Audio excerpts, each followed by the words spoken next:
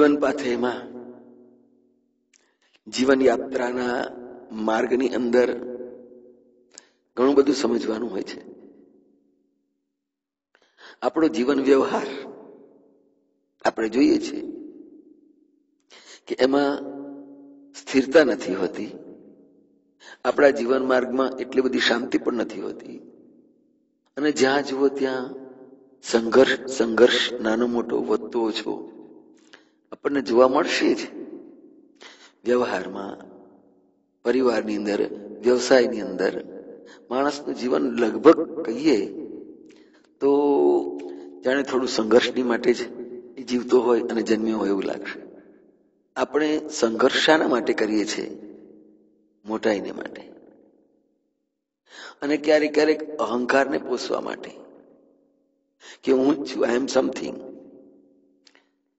તો એ વાતને સમજાવતા એક વાર જય મહારાજ સ્વયં આ ઉપનિષદની વાત એમને કહી ભક્તોને કે જુઓ, આ શરીર છે, એની અંદર 5 ઇન્દ્રિયો છે, મન છે, આત્મા છે. એ બધાને એક જ ઘરમાં રહેવાનું, એક જ પરિવાર તરીકે રહેવાનું.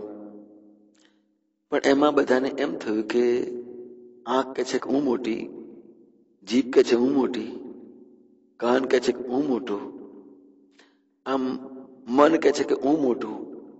આમ બધા ઝઘડ્યા. અરે એક જ ઘરમાં, એક જ પરિવારમાં આ સંઘર્ષ. અને સંઘર્ષ શાનો? માત્ર મોટાપણાનો અહંકાર. હું જ કંઈક છું, મારા વગર ના ચાલે, હું ના હોઉં તો આ બધું અટકી પડે. કોણ મોટું, કોણ વધારે પડતું શક્તિશાળી, કોનો પ્રભાવ વધારે? આમ ઝઘડો ચાલ્યા કરે, ઝઘડો ચાલ્યા કર્યો. આત્મા પણ આ બધું જોયા કરે. ચાલો કે છે કે આપણે બ્રહ્માજી પાસે ગયા. બ્રહ્માજીએ કહ્યું કે કેમ આવ્યા છો? તો કે અમારે એક ઝઘડો પડ્યો છે. શું છે? તો કે છે અમારામાંથી મોટું કોણ? તો કે બેસો, તમે રહો થોડા દિવસ, તમારા પ્રશ્નો, તમારી સમસ્યા ઉકેલી આપું છું. પછી એક દિવસ બ્રહ્માજીએ એ ઋષિ દ્વારા કેવડાવ્યું કે જુઓ, તમે બધા સાથે મળીને આવ્યા છો, એક જ કુટુંબ, એક જ પરિવારમાં રહેવા વાળા છો ને એકબીજાનું કામ સંભાળો છો, પણ તમારામાંથી વધારે શક્તિશાળી ને મોટું કોણ?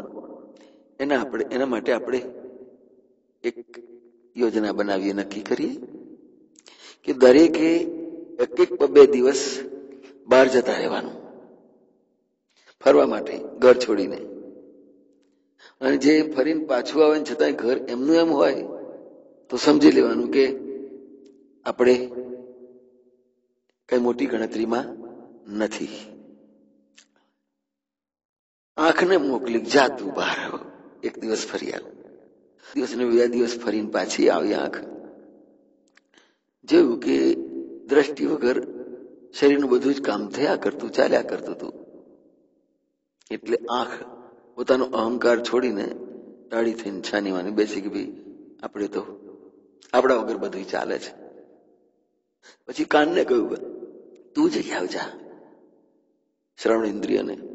એ ફરી આવી, ફક્ત ના સંભળાવ્યું 2 દિવસ, એટલું જ નહીં. પાછા આવ્યા ત્યારે જોયું બધા એમને એમ શાંતિથી હતા, આંખે હતી, કાન બધા. એટલે પછી પોતાની હાર સ્વીકારી કરી લીધી કે અમારું કઈ એટલી બધી તાકાત નથી, કે હું મોટી નથી એમ કહ્યું. પછી જીભને કહ્યું તું જા. જીભ નીકળી ફરવા માટે. જઈને પાછી આવી તો શું, 2 દિવસ બોલાવ્યું નહીં અને સ્વાદ ના લાગ્યો ખાધાનો, પણ આખું તંત્ર આપણા વગર ચાલે છે એમ કરીને એ ચૂપ થઈને બેસી ગઈ. પછી ઘ્રાણેન્દ્રિય નાકને મોકલી, જા તું જઈ આય. તો શ્વાસ તો ચાલતો હતો પણ પેલું ગંધની ખબર ના પડે. જઈને આવ્યું કે આપણી તો કશી આમાં વિષાદ જ નથી, કે આપણે અભિમાન કરવા જેવું નથી. ચૂપ થઈને બેસી ગઈ. પછી એ 5નો વારો પૂરો થયો. મનને કહ્યું તું જા. મને બહાર રખડવા માટે ઘણી વાર જતું ને ફરી જતું રહ્યું. આઈને જોયું લોકો વાતો નિરાતે બધા ઊંઘે છે અને ખાઈ પીવે છે અને આનંદ કરે છે. એટલે મને ચૂપ થઈને બહુ મોટું અહંકાર કરતું, મારા જેવું મોટું એ કઈ નહીં, તમને બધાને ચલાવું છું તો હું, તમારું કામ તો હું રહ્યું છું, પણ એ મન ચૂપ થઈ ગયું. પછી બ્રહ્માએ ઋષિ દ્વારા કહેવડાવ્યું કે હવે એક કામ કર આત્મા, તારે બહાર નીકળવાનું નહીં, બહુ ધીમે રહીને એક પગ બહાર મૂકવાનો, એક અંદર રાખવાનો, અને તે વખત હું પણ જોઈશ ને આ બધા શું કરે છે પણ આપણે જોઈ લઈએ, બહાર આખા નથી નીકળી જવાનું એમ કહ્યું. એટલે ઋષિની સૂચના પ્રમાણે, બ્રહ્માના કહ્યા પ્રમાણે આત્માએ એક પગ બહાર મૂક્યો ધીરે રહીને, અને એક પગ તો અંદર. ત્યાં બધા જ તણાયા, ક્યાં અરે અરે અરે ગયા ગયા ગયા. એટલે બધા એકી સાથે જોયું કે આપણું અસ્તિત્વ તો આના વગર છે નહીં. એટલે અંદર હતો એ પગ બધાએ પકડી, પાછા આવો, ના ના તમે હવે બીજો પગ બહાર ના જશો નહીં તો અમારું અમે રહીશું નહીં. અને આજીજી કરી, પગ પકડીને પ્રાર્થના કરી કે તમે જેમ મોટા છો કે છે. બધા પાછા આવ્યા અને ઋષિ દ્વારા બ્રહ્માએ પરિચય કરાવડાયો કે જો જીવન છે, શરીર છે, સંઘર્ષ પણ છે, પણ એમાં પરસ્પર એકબીજાના પૂરક બનવાનું છે, પૂરક થઈને રહેવાનું. આત્મા એ પરમાત્માનું સ્વરૂપ છે, સર્વોપરી છે, અને જે સૌથી મોટા ને સર્વોપરી હોય એને અધીન થઈને આપણે રહેવાનું છે. અને એની જે આત્માની ઈચ્છા પ્રમાણે જ, અને એ જે પ્રમાણે આપણને પ્રેરે એ પ્રમાણેની આપણું કર્તવ્ય હોવું જોઈએ, આપણી સેવા હોવી જોઈએ. આમ વિચારીને સૌને એક કરીને બ્રહ્માજી ઋષિ દ્વારા સાચી સમજણ આપીને બધાને પોતપોતાને ઘેર જાઓ, તમારા ઘેર પાછા એમ કરી શરીર, ઇન્દ્રિયો, મન અને આત્મા એક સાથે શાંતિથી રહેવા માંડે. જીવન સંઘર્ષને આપણે આ રીતે સમજીશું, અને ઝઘડ્યા વગર અહંકારનો જ આ સંઘર્ષ ઝઘડો હોય છે.